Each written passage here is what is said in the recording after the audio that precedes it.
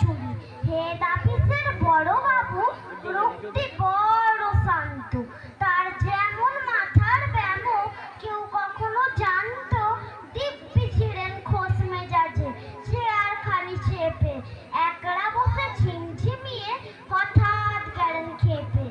আটকে উঠে হাত পা ছুড়ে চোখটি করে ঘোর, হঠাৎ বলেন, গেরুম গেরুম আমায় ধরে তোড়।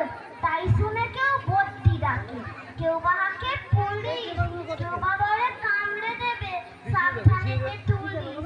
ব্যস্ত সবাই এদিক ওদিক করছে ঘোরাঘুরি। বাবু হাঁকে,